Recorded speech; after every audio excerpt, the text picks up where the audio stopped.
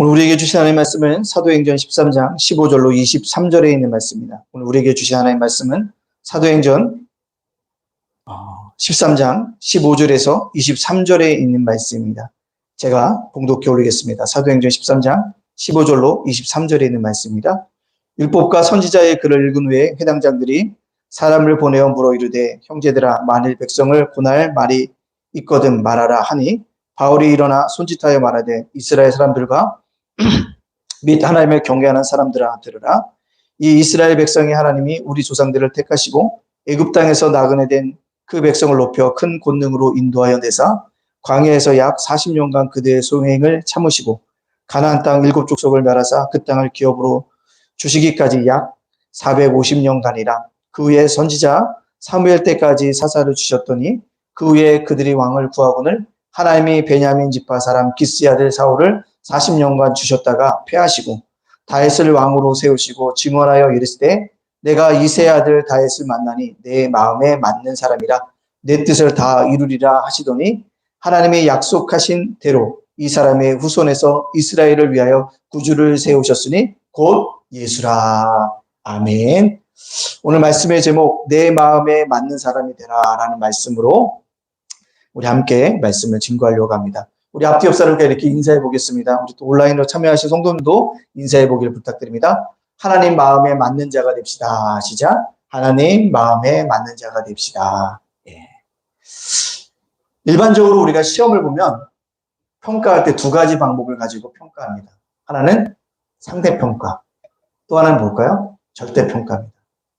상대평가라는 것은 무엇이냐면, 개인이 학업 성과를 다른 학생들과 비교해서 집단 내에서 상대적으로 어떤 위치를 점하고 있느냐에 따라서 점수를 주는 것이 뭡니까? 상대평가입니다.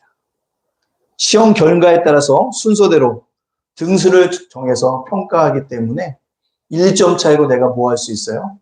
3등급이 될 수도 있고 4등급이 될 수도 있다는 것입니다. 근데 절대평가라는 건 뭐예요? 1등급은 무조건 90점 넘으면 준다라고 하면 90점만 넘으면 다 몇 등급이 됩니까? 1등급이 되어지는 것도 볼 수가 있습니다. 그래서 항상 저희 때는 학력고사 세대이기 때문에 340점 만점이었어요. 다 절대평가였다는 거죠. 근데 요즘 우리 고등학생들이 시험 보는 평가는 어떤 평가냐면, 절대평가 플러스 무슨 평가가 있습니까? 상대평가가 있습니다. 절대평가에는 뭐가 있어요? 영어 시험 보는 거 절대평가입니다. 그죠? 90점 넘으면 다 무조건 1등급이에요. 한국사도 그럽니다. 제2 외국어도 그렇습니다. 한문 시험도 그렇다는 거죠. 근데 상대적인 평가가 있습니다. 뭡니까? 국어 시험, 수학 시험, 또 하나가 뭡니까? 사탐, 과탐. 그것이 상대평가로 나눠져 있는 것들을 볼 수가 있습니다. 그래서 그것을 통해서 우리 학생들은 뭐합니까? 12년 동안의 성적을 평가해서 대학이 결정되어지는 것들을 우리가 볼 수가 있습니다. 자, 그렇다면 세상은 이렇게 우리를 평가하고 있지만 하나님은 우리를 어떤 평가를 내리고 계실까요? 상대평가일까요? 절대평가일까요? 하나님의 때를 따라서, 다시 한번 물을게요. 절대평가하실까요? 아니면 상대평가하실까요? 예. 오늘 본문의 말씀을 보면 하나님은 절대평가를 하는 것들을 볼 수가 있습니다. 뭐요? 하나님 마음에만 맞으면 하나님이 그를 뭐 하신다? 사용하신다는 거죠. 그가 어떤 모습으로 있든지, 그가 어떠한 상태에 있든지, 그가 성적이 나쁘든지, 아니면 남들이 어떻게 생각하든지가 중요한 것이 아니라 하나님 마음에만 맞으면 뭐가 될 수 있습니까? 왕이 되어질 수 있고 하나님의 귀에 쓰는 뭐예요? 사람이 되어질 수 있다라는 것을 볼 수 있습니다. 따라서 하나님의 평가 기준은 절대평가예요. 하나님 마음에 드느냐 안 드느냐에 따라서 사람이 뭐 할 수 있다? 달라질 수 있다는 것입니다. 오늘 본문에 보면 사도 바울이 제1차 전도 여행을 계속하고 있어요. 이제 버가를 지나서 어디입니까? 비시디오 안디오로 갑니다. 버가는 해안 지방에 있는 해안 도시예요. 근데 비시디오 안디오는 지난주에도 설교했지만 높은 산에 있는 뭐예요? 도시라는 것입니다. 그건 험난한 그 산 꼭자기를 올라가서 뭐합니까? 비시디오 안디오에 도착합니다. 그리고 어디에 들어갑니까? 회당에 들어가게 되어집니다. 회당에 들어가서 뭐합니까? 구약의 예배가 진행될 때 앉게 되어집니다. 근데 이스라엘 백성들, 회당에 앉았던 이스라엘 백성들 중에 사도 바울을 알아본 자가 뭐합니까? 설교할 기회를 주어지게 되어집니다. 그때 오늘 본문처럼 사도 바울이 서서 구약의 역사를 아주 간단하게 요약하고 있으면 볼 수 있습니다. 애굽에서 종살이했다. 430년간 했다. 애굽에서 나왔는데 광야 생활을 몇 년 동안 했다? 40년 했다. 그리고 여호수아부터 해서 가나안 전쟁을 했다. 그리고 사무엘 때까지 하나님께서 사사를 세우셨다. 그 후에 사울왕을 세우셨다. 근데 구약의 역사에 가장 중요한 것은 다윗 왕을 세우는 그 과정인데 다윗이 누구냐? 하나님 마음에 맞는 사람이었다라고 누가요? 사도 바울이 구약의 역사를 정리하고 있다는 거죠.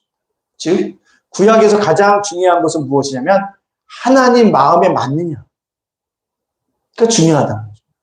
하나님 마음에 맞는 사람이냐가 굉장히 중요하다는 사실들을 우리에게 보여주고 있다는 거죠. 그래서 22절에 이렇게 얘기하고 있다는 거죠. 22절에 앞에 하시고 다윗을 왕으로 세우시고 증언하여 이르시되 내가 이새의 아들 다윗을 만나니 내 마음에 맞는 사람이라. 내 마음에 맞는 사람이라. 내 뜻을 다 이루리라 하시더니라고 말하고 있다는 것입니다. 즉 그렇다면 어떻게 하면 우리도 다윗처럼 하나님의 마음에 맞는 사람이 되어질까요?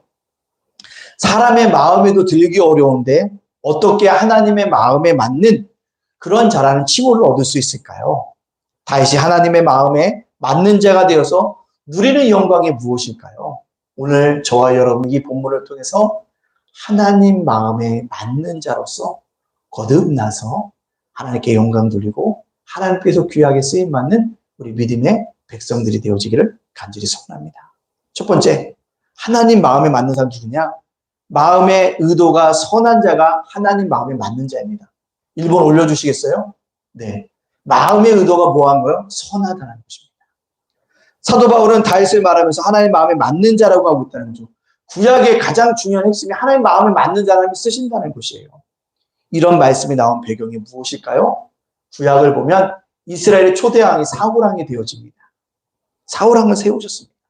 근데 하나님이 사울왕을 세우신 거 뭡니까? 후회하고 있다는 것입니다. 왜요? 하나님 마음에 드는 사람이어야 되는데 하나님 마음에 들지 않았기 때문에 그렇습니다. 그래서 누굽니까? 다른 왕을 세우기로 하나님에게 결심합니다. 그래서 사무엘상 13장 14절에 이렇게 얘기하고 있습니다.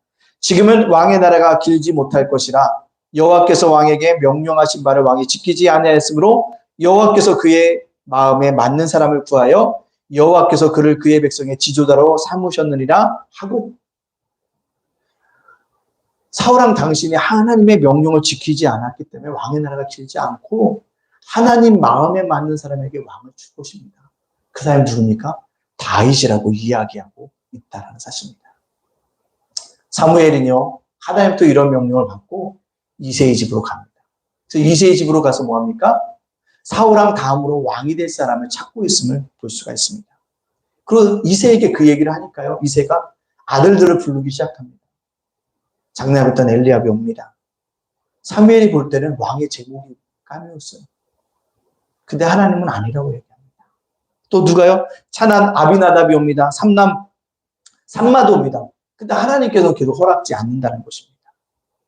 하나님은 왕이 될 제목인 것으로 육체적인 조건이나 미모의 조건, 어떤 학식의 조건, 수완 등을 가지고 있는 사람들을 왕의 자료로 본 것이 아니라 오직 하나님 마음에 맞는가 안 맞는가를 보고 있다는 것입니다.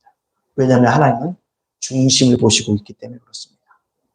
이새 아들들 한결같이 사무엘 눈에는 왕의 제목이었지만 하나님의 마음에 맞는 사람들은 아니었다라는 사실입니다. 왜요? 하나님의 중심을 보신다는 말이 무엇일까요? 그 마음의 의도를 알고 있다는 거예요. 마음의 의도. 겉으로는 웃고 있지만 속으로 욕하는 모습을 하나님은 알고 있다는 거예요. 서로는 미소를 짓고 있지만 마음에는 상대방을 저주하는 마음을 누가요? 하나님이 알고 계시다는 거예요. 겉으로는 친절한 척 모르지만 속에서는요, 뭐예요? 끝없는 저주와 비난을 쏟아내리고 있는 것도 누가요? 하나님이 알고 계시다는 거죠. 마음의 의도가 선하지 않았다는 것입니다. 마음의 의도. 마음의 의도는 드러나지 않습니다. 누구만 알아요? 나만 알아요. 근데 나만 안다고 하면 오해예요. 누가 아십니까? 하나님도 아십니다. 여러분 마음에 어떤 것을 담겨 있는지 누가 아신다고요? 하나님이 알고 있어요. 여러분 마음에 그리고 있는 것을 누가 하신다고요? 하나님이 알고 계시다는 것입니다. 마음의 의도가 하나님 편에서 선하지 않으면 하나님에 맞는 사람이 아니라는 거예요. 오히려 이새의 아버지도요, 형들도 사무엘도 경홀히 여겼던 막내 아들이었던 다윗이 왕으로 기름 부음을 받는 것을 볼 수 있습니다. 아버지 이새도 막내 아들을 데리고 오지 않았어요. 왜요? 쟤는 왕이 될 놈이 아니야. 왕이 될 거에서는 불합격이라고 뭐요? 아버지가 생각했기 때문에 그렇다는 것입니다. 그러나 하나님은 분명히 사무엘상 16절, 7절에 우리에게 이렇게 분명하게 얘기해 주고 있다는 것입니다. 여호와께서 사무엘에게 이르시되 그의 용모와 키를 보지 말라. 내가 이미 그를 버렸노라. 내가 보는 것은 사람과 같지 아니하니 사람은 외모를 보거니와 나 여호와는 중심을 보느니라 하시니라. 아멘. 그렇습니다. 하나님의 중심을 보신다는 것은 우리의 마음을 들여다보신다는 거예요. 내 마음이 무엇으로 채워져 있는가? 내 마음이 무엇을 보고 있는가? 내 마음이 무엇을 그리고 있는가? 아니 그리워하고 있는가? 마음의 의도는 무엇이고 그 마음의 동기는 무엇인가? 주님이 그것을 보고 있다는 거예요. 이번 주 새벽 만나를 통해서 사사계를 우리가 함께 묵상했습니다. 요셉 지파였던 두 지파나 북쪽 지파가요, 가나안 정복을 완전하게 이룩하지 못했습니다. 그 이유가 뭐냐면요, 하나님이 가나안 족속과 뭐 하지만 언약을 맺지만 언약을 맺습니다. 그리고요, 또 북쪽 지방들이 보니까 가나안 사람들이 불쌍히 보여요. 그 뭡니까? 그래 우리 주변에 살게 합니다. 하나님은 다 진면하라고 했는데 보니까 애처로워요. 마음이 참 불쌍히 여기는 마음이 있으니까 그래 살아. 그냥 여기 살아도 돼. 가나안 족속들이 살게 됩니다. 그래서 하니까 뭐합니까? 이스라엘 땅 가운데 뭐 도시도 건축하고요. 자신이 섬기던 이방신도 섬기고요. 그렇게 되어진 것들을 볼 수가 있습니다. 근데 이것은요, 하나님 마음에 드는 행동이 아니었다는 것입니다. 하나님을 그들과 간절하기를 원해줬는데 그들은요, 그들과 함께 하기를 원했다는 거죠. 결국 나중에 뭡니까? 그들이 불쌍히 여겼고 함께 살기를 원했던 그들이 이스라엘 백성들의 뭐가 되어집니다. 예. 가시가 되어지고 찔레가 되어지고 끊임없이 그들을 공격하는 대상이 되어버리고 말았다는 것입니다. 이런 행동을 왜 할까요? 마음으로 하나님의 말씀은 업신여긴 거예요. 하나님 어떻게 이런 민족들을 갖다 멸하라고 하셨지? 이런 민족과 함께 교류하면 어때? 이 사람들 좀 그거 좀 내가 뭘 같이 딴데 내가 보고 있겠어라고 생각하는 거죠. 하나님은 아닌데. 하나님 말씀보다 나의 생각, 나의 의지, 내가 가지고 있는 가치 판단, 사고력을 더 중요시했기 때문에 하나님 마음에 맞지 않았다는 것입니다. 마음의 의도가 선하지 않았다는 것입니다. 그러므로 말미암아 그들은 하나님께 뭐합니까? 배격당할 수밖에 없었고 가나안 땅을 정복할 수가 없었다는 것입니다. 사랑하는 예단가족 여러분들, 하나님은 저와 여러분의 마음을 보십니다. 중심을 보십니다. 여러분이 이 세상을 가지고 어떤 마음을 가지고 살아 계십니까? 많은 사람들이요, 이 땅을 살아가려면 임기응변식인 대응을 잘해야 한다고 얘기합니다. 또 뭐요? 재치적으로 처세술을 잘해야 한다고 얘기합니다. 암묵적으로 죄를 허용해도 된다고 이야기하고 있다는 것입니다. 근데 그것으로 가득 차 있으면요, 하나님 마음에 맞는 게 아닙니다. 우리 마음의 중심 보신 하나님을 우리는 믿고요, 우리 마음에 하나님으로 가득 채워 있어요. 하나님 말씀으로 가득 채워져 있어야 돼요. 그래서 월요일날, 금요일날 항상 문자 보내잖아요. 성경 그 말씀을 읽으면서 뭐 했어요? 말씀대로 살아가야지. 그래, 내가 오늘 목 늦춰봐야지. 아무 염려하지 말랬지. 이번에 베드로전서 5장 7절에 모든 여자 다 주께 맡기라 했지. 왜? 나를 돌보신다고 하셨으니까 돌봐 주실 것이야. 말씀으로 가득 채워가야 되는 것입니다. 하나님 편에 서는 선한 마음의 의도, 동기가 있어야 한다는 것입니다. 그러면 하나님의 마음에 맞는 사람이 되어져서 하나님께서 귀하게 사용하시는 다윗과 같은 믿음의 사람들이 되어질 줄로 믿습니다. 두 번째요, 하나님 마음에 맞는 사람이 무엇이냐면 신앙이 있는 자가 하나님 마음에 맞는 사람이에요. 신앙이 있어야 한다는 것입니다. 다윗이 그의 형들보다도 하나 더 가진 것이 있었다면 무엇이냐면 바로 신앙입니다. 다윗은 신앙의 사람이었습니다. 이 신앙이 하나님 마음에 맞았다는 거죠. 다윗이 지은 시편들을 보세요. 시편이 굉장히 길잖아요. 근데 그 수많은 시편을 지었던 다윗이요. 어떠니까? 신앙의 고백적인 것이랍니다. 힘들 때는요. 힘들 때 시를 고백하고, 기쁠 때는 기쁨의 시를 쓰고요. 어려울 때는 어려운 고백을 쓰고요. 대적에게 둘러싸일 때 대적에게 둘러싸 이렇게 도와달라는 그런 시편들을 쓰고 있다는 것입니다. 무엇입니까? 다윗이 밑바탕을 가지고 있는 그 신앙의 노래를 시편들을 통해서 우리에게 불러주고 있습니다. 특별히 시편 23편은 다윗이 베들레헴 목동 시절에 목자였던 주님, 양이었던 자신을 바라보며 주님이 나를 푸른 초장으로 쉴만한 물가로 인도하시고 믿으면서 신앙이 담긴 노래를, 영광을, 찬양을 돌리고 있다라는 그렇습니다. 우리들도요, 하나님 마음에 맞는 것이 있기 위해서요, 신앙이 있어야 돼요. 그 신앙이 굉장히 중요하다는 것입니다. 사무엘상 17장 45절에 뭐라고 얘기합니까? 다시 블레셋 사람에게 이르되 너는 칼과 창과 단창으로 내게 나아오거니와 나는 만군의 여호와 이름 곧 내가 모욕하는 이스라엘 군대의 하나님의 이름으로 내 나아가노라. 이게 무슨 배경이에요? 다윗과 골리앗이 싸웁니다. 골리앗이 여호와의 이름을 무시를 해요. 그때 다윗이 뭐라 합니까? 물맷돌 돌리면서 나가면서 너는 칼과 단창으로 내게 오지만 나는 네가 모욕하는 여호와의 이름으로 나아간다고 하면서 물맷돌을 던져서 골리앗을 이기잖아요. 그렇습니다. 세상 사람들은 여호와의 이름을 부르는 거 즐겨치 않습니다. 그러나 우리는 신앙이라고 있다는 뭐예요? 여호와의 이름을 부르는 거예요. 세상에 여호와의 이름을 조롱할 때 여호와의 이름을 부르는 것입니다. 하나님 나를 도와달라고 하나님께 기도하는 모습, 이게 바로 신앙의 모습이라는 것입니다. 세상은 교회를 조롱할 때 우리는 뭐합니까? 교회를 지켜가는 것, 이게 뭐니까 이게 신앙인 거예요.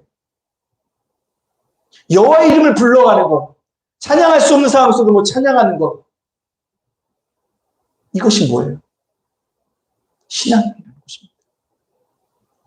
다니엘과 세 친구들이 포로 시대에 바벨론에 포로 잡혀갔습니다. 근데 하나님만 경외하기로 마음 뜻을 정하잖아요.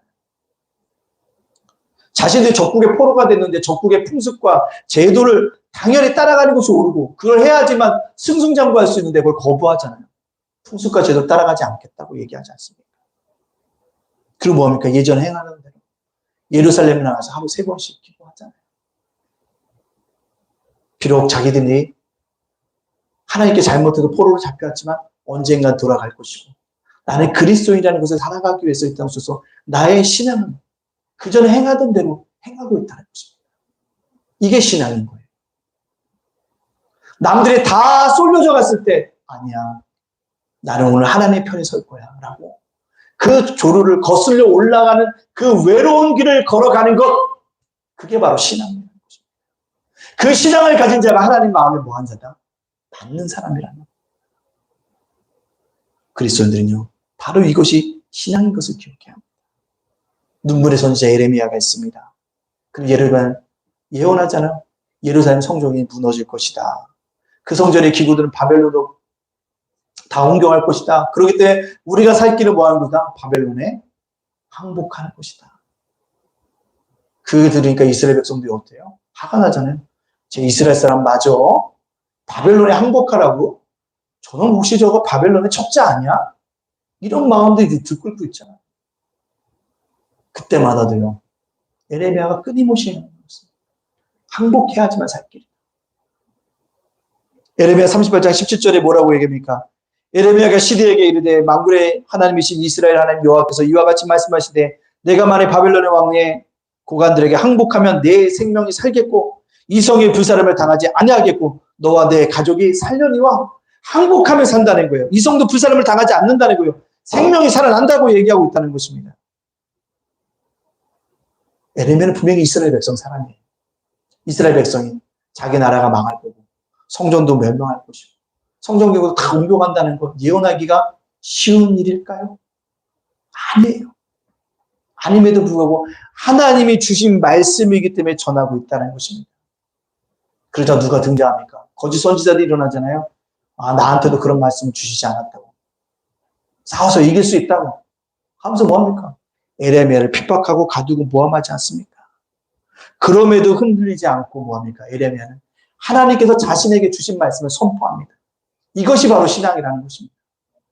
우리가 지금 힘들고 어렵고 팬데믹 시대에 살아가고 무더위가 우리에게 엄습하고 있지만 그래도 만나는 사람들이 우리가 해야 되는 것이 무엇이냐면 말씀으로 살아가라고 하죠. 복음이 아직도 우리 속에 있다고 얘기합니다. 예수님이 나를 위해서 십자가를 죽으셨다는 걸 선포해야 합니다. 예수님의 죽으심으로 인해서 내가 구원받았다는 것을 증거해야 합니다. 왜? 하나님 말씀이기 때문에. 이게 신앙인 것입니다. 그렇습니다. 하나님이 살아계심을 믿는 길은 외로운 길입니다. 그 길을 걸어가는 것이 뭐예요? 신앙인입니다. 성경은 얘기합니다. 넓은 길로 가지 말고 어디로 가라고요? 좁은 길로 가라. 그것은요, 드나드는 사람이 없다고 얘기합니다. 진리의 길을 걸어가는 사람들 좁은 길을 가는 거지 넓은 길을 걸어가는 것이 아닙니다. 하나님의 마음에 맞는 사람이라는 것은 누굴까요? 좁은 길을 걸어가는 겁니다. 넓은 길이 아니에요. 오늘 이곳에 나와서 예배드린 여러분도 또 온라인에 함께 하신 여러분도 좁은 길을 걸어가는 믿음의 자녀들입니다. 우리가 이 신앙을 가지고 살아간다면 하나님 마음에 뭐요? 맞는 사람이 되어집니다. 사랑하는 예단 가족놈들, 우리가 신앙인으로서 신앙의 일을 걸어갑시다. 그러면 하나님 마음에 맞는 사람이 되어져서 하나님께 다윗처럼 우리를 사용하실 것이고 다윗처럼 우리를 축복하여 주실 것입니다. 하나님 마음에 맞는 자가 되어지기 위해서 나의 신앙을 나의 삶의 현장 속에서 나의 사회 현장 속에서 지켜나갈 수 있는 우리 예단 가족들 다 되어지기를 간절히 소원합니다. 세 번째로요, 하나님 마음에 맞는 사람이 누굽니까? 하나님 제일주의로 살아가는 자가 하나님 마음에 맞는 사람이에요. 누구 제일주의로 살아간다고요? 하나님 제일주의로 여겨야 합니다. 하나님 왜 사울왕을 버리셨을까요? 사울왕을 버리고 사울왕이 가진 장점이 그의 단점이 되었기 때문에 그렇습니다. 사울왕은요, 이스라엘 백성들보다 월등한 신체적인 조건이 있었어요. 그죠? 얼굴 하나가 크다는 거예요. 엄청난 크기를 자랑했습니다. 어디 가든지 저 사람이 사울이야 라고 다 우러러볼 만한 큰 키를 가진 신체적인 조건을 가진 사람이었다는 것을 우리가 볼 수가 있습니다. 근데요, 그런 신체적으로는 월등한 조건을 가지고 있었는지 모르겠지만 영적으로는 건강하지 못했다는 것입니다. 왜 영적으로 건강하지 못했냐면 나만 생각했기 때문에 나만 생각했기 때문에 그렇습니다. 또 사울왕은요, 겸손했습니다. 왕으로 세우려고 하니까 숨어요. 난 왕이 될 자격이 없어요. 숨는다는 거죠. 그 모습을 보면서 이스라엘 백성들이 생각합니다. 겸손하니까 저 사람 분명히 뭐가 돼야 돼? 우리 이스라엘의 초대왕이 되어야 돼 라고 생각했어요. 당연한 것을 여겨졌습니다. 사울왕은요, 사람들의 눈에는 겸손했지만요, 하나님 보시기에는요, 교만했다는 거죠. 왜요? 나만이라는 것이 있었기 때문에. 또 사울왕은요, 민심을 잘 수습합니다. 다윗과 골리앗 전쟁에서 누가요? 다윗이 승리하고 돌아오니까요, 이스라엘 백성들이 노래하고 춤추면서 얘기하잖아요. 사울이 죽인 자는 천천히요, 다윗이 죽인 자는 뭐다? 만만이다. 다윗을 막 높이니까 어떻게 해요? 자기 자리가 위협을 받으니까 어떻게 합니까? 자기 딸을 주면서 사이 삼잖아요. 내 사이야. 이렇게 똑똑한 사이야. 민심을 잘 수습할 줄 알아요. 블레셋과 전쟁에 갔는데요, 사무엘이 와서 기도해주고 전쟁해야 되는데 오질 않아요. 그러니까 뭐합니까? 자기가 제사장 역할을 합니다. 민심을 잘 수습할 줄 알아요. 민심이 동요할 때 어떤 일을 해야지만 민심을 잡을 수 있는지 잘하는 사람이 누구였냐면 사울왕이었습니다. 근데요, 그럼요, 하나님의 마음을 읽지 못했어요. 사람의 마음을 잘 읽었지만 하나님의 마음을 읽지 못했다는 거예요. 왜요? 내가 있어서. 내가 왕이니까. 내가 이것을 잘 수습해. 내가가 있었기 때문에. 내가 제일주의였다는 것입니다. 또 사울왕은요, 하나님이 진멸하러 간 아멜렉과 누구요? 우각을 살리고요. 그가 가지고 또 우양을 다 살리면서 뭡니까? 하나님께 제사 드리기로 했다고 얘기합니다. 거짓말했죠. 왜 그랬을까요? 상당한 재산을 소유하고 싶은 욕망이 있었기 때문에. 아각을 살리는 이유가 뭘까요? 외교를 잘하기 위해서였다는 거죠. 나라의 관계를 잘 맺을런지는 모르겠지만 하나님과의 관계를 맺지 못한 사람 누구였다고요? 사울왕이었다는 사실을 우리에게 보여주고 있습니다. 여러분, 그가 월등한 신체 조건, 미식을 잘 수습하고 겸손한 자였고 전쟁에 승리한 자였지만 항상 뭐요? 자신이 제일이었다는 거죠. 나 사울은이라고 생각했다는 것입니다. 하나님보다 자신의 이름이, 자신의 재산이, 자신의 명성이 우선이었다는 것입니다. 하나님 말씀보다는 자신을 더 높이려고 생각했던 불행한 사울왕의 모습을 보면서 우리도 그렇게 살아가면 안 된다는 것입니다. 우리는 누구요? 하나님 제일주의로 살아가야 한다는 것입니다. 사무엘상 15장 23절에 이렇게 얘기하고 있다고 그를 향해서 하나님, 이는 거역하는 것은 점치는 죄와 같고 완고한 것은 사신 우상에게 절하는 죄와 같음이라. 왕이 여호와의 말씀을 버렸으므로 여호와께서도 왕을 버려 왕이 되지 못하게 하셨나이다 하니, 자신 제일주의로 살았던 사울왕을 향해서 하나님은 뭘까? 내가 너를 뭐했다? 버렸다라고 얘기하고 있습니다. 따라서 하나님은요, 자신 제일주의로 살았던 사울왕을 버리고 하나님 제일주의로 살아가는 누구요? 다윗을 왕으로 세웠다는 것입니다. 하나님 제일주의로 산다는 것이 무엇을 뜻합니까? 다윗이 사울왕에 쫓깁니다. 저놈은 나의 자리를, 나의 왕권을 뺏을 놈이야라고 사울왕이 죽이려고 해요. 도망 다니잖아요. 굴에 들어가고 있습니다. 어두컴컴한 굴에 사울왕이 들어와요. 그를 죽일 기회가 있었습니다. 근데 죽이지 않는다는 것입니다. 왜요? 하나님의 보고 계심을 깨달았기 때문에. 나하고 사울만 있는 것이 아니라 하나님이 보고 계시고 하나님의 마음을 봤다는 거죠. 그게 하나님 제일주의인 거예요. 어두컴컴한 데서 죄를 지을 수 있는데 죄를 짓지 않는 것, 하나님의 제일주의로 여겼다는 것입니다. 그게 하나님 제일주의라는 거예요. 그리고 그걸 항상 전쟁터에 나갈 때 누구에게 묻습니까? 하나님께 묻어요. 하나님, 오늘 블레셋 사람과 전쟁 나가야 되는데 나갈까요, 말까요? 어떻게 할까요? 그일라와 또 싸워야 되는데 어떻게 할까요? 무슨 일이 생길 때마다 하나님께 묻는다는 거예요. 왜 판단할 능력이 없겠습니까? 왜 판단할 논리력이 없겠습니까? 다 가지고 있었음에도 불구하고 누구요? 무슨 일을 하나 하나님께 먼저 묻는 거예요. 하나님 이렇게 할까요? 저렇게 할까요? 나에게 말씀해 주십시오. 그럼 내가 따라가겠나이다. 그게 하나님의 제일주의입니다. 우리가 무슨 일을 하든지 새로운 일을 하든지 하면 어려운 일을 닥치든지 하나님 물을 게 그래요. 하나님 제가 어떻게 할까요? 어떻게 하는 것이 옳은 선택일까요? 하나님 저에게 지혜를 주셔서 어떤 선택이 옳은 길인가를 나에게 깨닫게 해주세요라는 것. 그것이 바로 하나님의 제일주의라는 것입니다. 또 다윗은요, 하나님의 복귀를 항상 우선시했습니다. 하나님의 복귀가 밖에 있는 것은 너무 안쓰러웠어요. 뭐요? 성전을 지으려고 했고요. 하나님의 복귀가 자기의 성으로 들어올 때 어린아이와 같이 춤추고 노래했던 것입니다. 바지가 벗어지는 것도 모르고요. 그럴 정도로 하나님의 복귀를 사랑했다는 것입니다.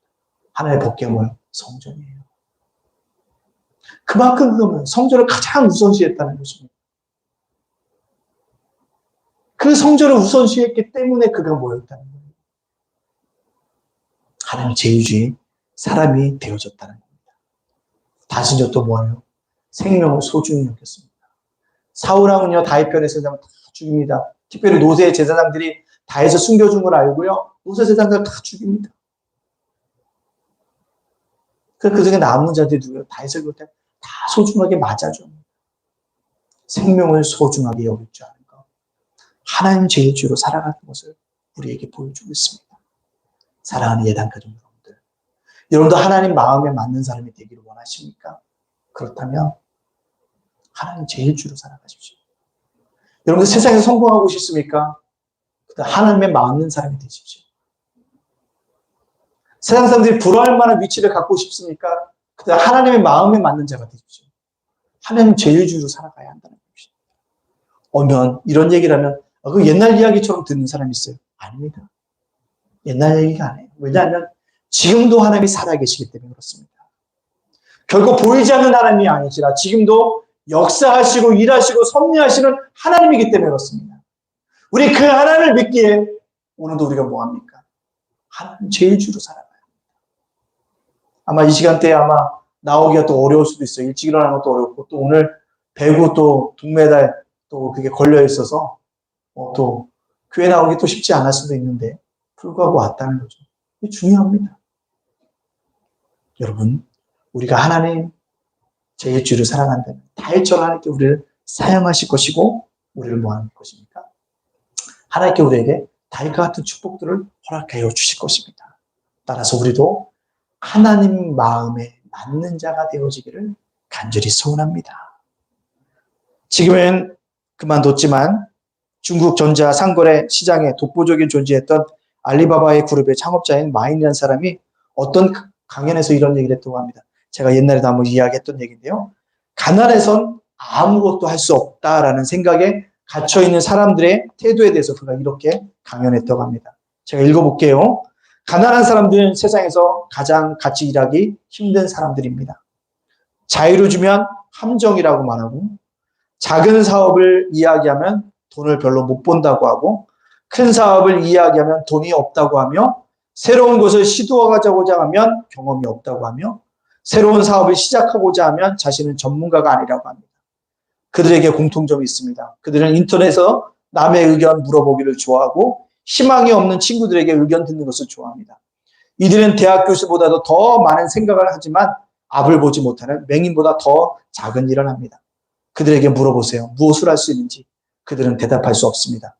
그것에 대해서 너무 깊이 생각하는 대신 무언가를 그냥 하십시오. 가난한 사람들은 공통적인 한 가지 행동 때문에 실패합니다. 그들의 인생은 기다리다가 끝이 납니다. 그렇다면 현재 자신에게 물어보세요.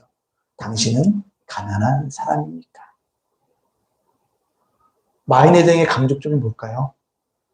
인생을 머뭇거리지 말고 뭐 하라고요? 도전하는 것입니다. Just do it right now. 지금 하라는 거죠. 지금 하라는 것입니다. 그렇습니다. 우리가 하나님에 맞는 자가 되라는 것도 지금 하라는 것입니다. right now. 지금 해야 돼요. 내일 해야지가 아닙니다. 오늘 말씀 듣는 순간 그래 내가 하나님 마음에 맞는 자가 되어줘야겠다라고 내 마음의 의도를 아시는 하나님의 선한 것에 맞춰가야 합니다. 지금 당장 주님의 맞는 자가 되기 위해서 뭐요? 깊은 신앙을 가져야겠다 생각해야 합니다. 지금 당장 주님의 마음에 맞는 자가 되기 위해서 뭐요? 하나님 제일주의로 살아가야겠다고 결단해야 한다는 것입니다. 이렇게 살아갈 때 하나님 맞는 자가 되어져서 다윗과 같은 은혜와 축복들을 누리시는 우리 예담 가족들 다 되어지시기를 주님의 이름으로 축복합니다. 아멘. 기도하겠습니다. 주님, 그렇습니다. 우리가 다윗과 같이 주님의 마음에 합한 자가 되어지기 바랍니다.